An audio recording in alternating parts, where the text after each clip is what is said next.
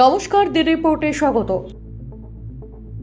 মিছিল করে কর্মী সমর্থকদের সঙ্গে নিয়ে এদিন ব্যারাকপুরের প্রশাসনিক ভবনে মনোনয়নপত্র জমা দিলেন বরানগরের বাম কংগ্রেস জোট প্রার্থী সিপিআইএম এর তন্ময় ভট্টাচার্য।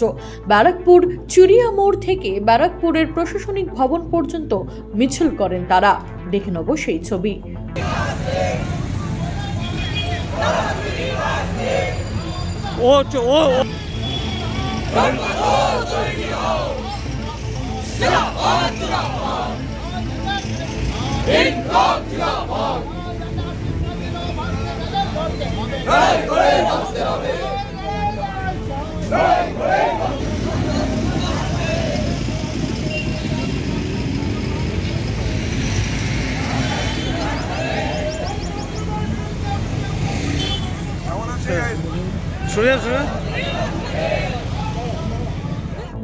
এরই মাঝে বরানগরের বিজেপি প্রার্থী সজল ঘোষ মনোনয়নপত্র জমা দিতে প্রশাসনিক ভবনে পৌঁছলে সৌজন্য সাক্ষাৎ সাধলেন দুই প্রার্থী।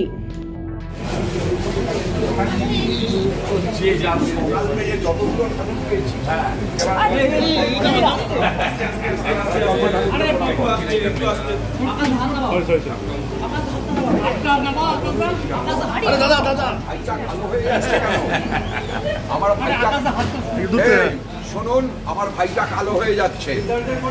আপনারা ওর যত ছবি দেখাবেন মেকআপ দিয়ে ফর্সা করে দেখাবেন।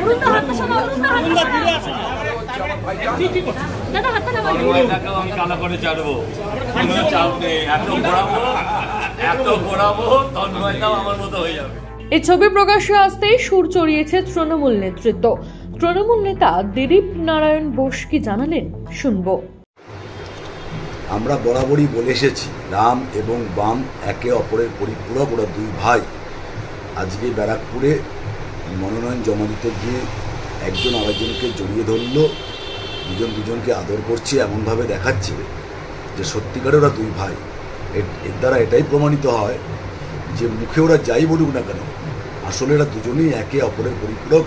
ওরা একসাথেই নির্বাচনে কে জিতবে কে হারবে সেসব নিয়ে আলোচনা করে, আসলে দুজনেই হারবে। মনোনয়নপত্র জমা দিয়ে বেরোনোর পর রাম বাম জোট নিয়ে তৃণমূল কংগ্রেসের তীব্র কটাক্ষের উত্তর দিলেন তন্ময় ভট্টাচার্য।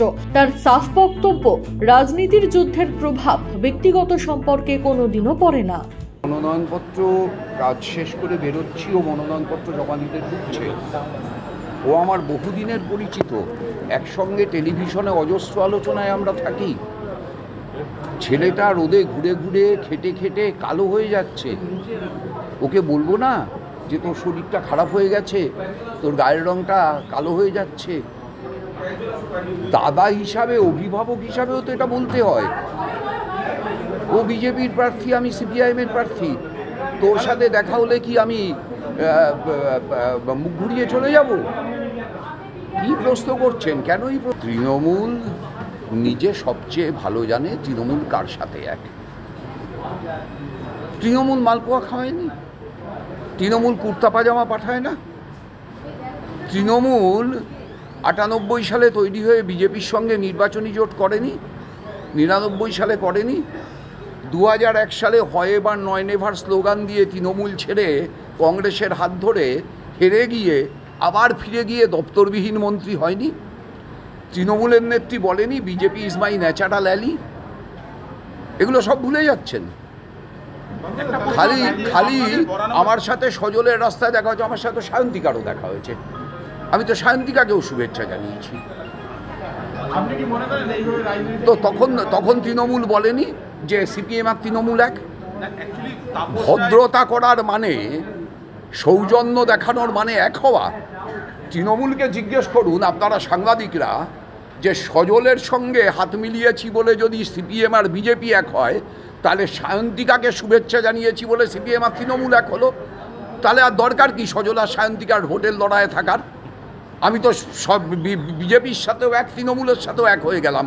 তাহলে বিজেপি আর তৃণমূল উইথড্র করে দিক, সব ভোট আমাকে দিতে বলুক। এই বরানগরের বিধায়ক তাপস রায়কে কুণাল ঘোষ ভালো বলেছিল বলে তাকে দল থেকে সরিয়ে দেওয়া হয়েছে, সেই জন্য ওসব কুণাল ঘোষ কী করেছে, তৃণমূল কী করেছে দরকার নেই।